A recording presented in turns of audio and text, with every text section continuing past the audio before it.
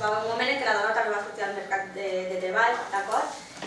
Per tal de treballar la igualtat i potenciar el coneixement de les desigualtats existents, els alumnes del primer cicle d'ESO de l'Institut Berenguer d'Entença també commemoren durant aquesta setmana el Dia Internacional de les Dones, el 8M.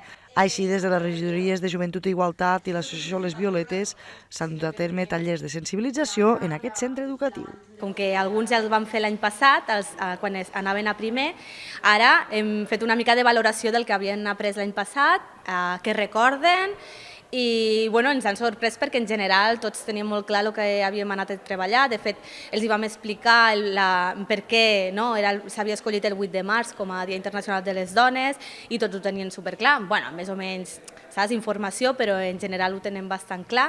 I els de primer, les tutories que hem fet a primer ja ho tenen après també, o sigui, han vingut ja de l'escola amb el discurs bastant consolidat i nosaltres estem molt contentes. Ens estem donant compte, ens han fet unes preguntes de qui fa més les tasques a casa i ens estem donant compte de lo que hi ha i de lo que ha de passar en realitat.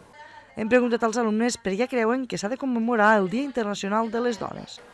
Sobretot perquè hi ha molta gent que diu sí, hi ha molt de machisme, però encara així no ho tenen del tot mentalitzat, no hi pensen. Que és una cosa molt important i que tots hauríem de celebrar ser homes o dones. Per a que nosaltres siguem conscients de lo que està passant i que puguem canviar alguna cosa. Que és important perquè ara mateix hem avançat però no hi ha igualtat del tot. Durant la pràctica, l'alumnat va elaborar un imant que van dissenyar ells mateixos i que es van emportar a casa.